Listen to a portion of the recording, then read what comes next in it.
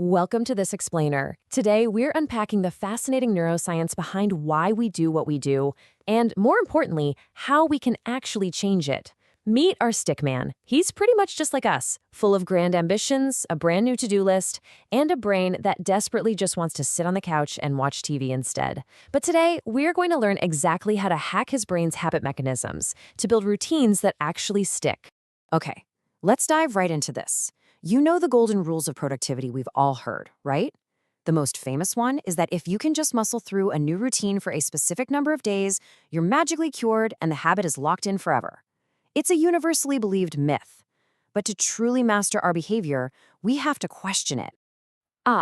66. You've probably seen this number splashed across self-help blogs absolutely everywhere. It comes from a famous 2009 study by researcher Philippa Lawley at University College London, which found that on average, it takes 66 days to form a habit. But honestly, obsessing over this exact number is a total trap. The 66-day figure was literally just the median, and fixating on it completely misses the nuance of how our brains actually adapt in the real world. Because when you look at the actual data, reaching automaticity has a massive variance. If our stickman decides his new habit is simply drinking a glass of water after breakfast, his brain might automate that simple routine in just 18 days. But what if his goal is to do 50 sit-ups before dinner every night? Well, that complex, high-effort behavior can take up to 254 days. That's roughly 8 months. So anyone telling you a habit takes exactly 21 or 66 days is wildly oversimplifying the science. Part 1. Inside your procrastinating brain. So to understand this huge gap in habit building, we really need to look under the hood. Say hello to the limbic system. Honestly, you can think of it as a giant impulsive toddler living inside your brain. It's the emotional center, and it operates on a very simple binary: seek immediate pleasure and avoid immediate pain. Whenever you face a complex, ambiguous, or difficult task, your amygdala, which is part of this limbic system, literally detects it as a psychological threat. It screams for instant dopamine relief, steering you right towards scrolling social media instead of doing your workout.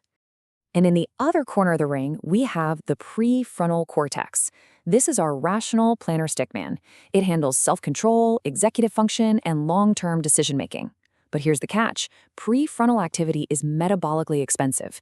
It literally drains your energy. Your rational planner is constantly fighting this emotionally supercharged limbic system. And this biological tug of war is the true root of what we call procrastination. I really want you to let this sink in.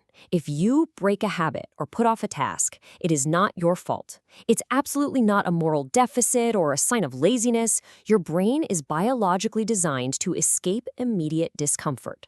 Procrastination is just an emotional regulation failure driven by your limbic system. To win, we don't need more willpower. We just need to outsmart our own biology. Let's move on to part 2, decoding the habit loop, and see how this builds. To defeat that emotional threat response, we have to look at the architectural structure of a habit. Charles Duhigg beautifully translated decades of neuroscience into this super practical 4-step framework. For our stickman to run on his treadmill automatically, he needs a cue, like an environmental trigger, maybe his alarm clock. Then comes the routine, the workout itself. Next is the reward, which is that positive dopamine outcome that tells his brain, hey, this is worth repeating. Finally, there's the craving, the motivational engine that anticipates the reward the moment the cue happens. That's what makes the whole loop feel compulsive. Now, what's really interesting about this is where the loop actually lives in the brain. MIT neuroscience research by Anne Grabeel found that as a behavior repeats, control shifts away from the exhausting prefrontal cortex and moves deep into the basal ganglia. Here, the behavior is chunked into a single automated routine. And the magic here? Once a habit hits the basal ganglia, it runs on autopilot, saving you massive amounts of cognitive energy. Which brings us to part 3, why visual streaks work.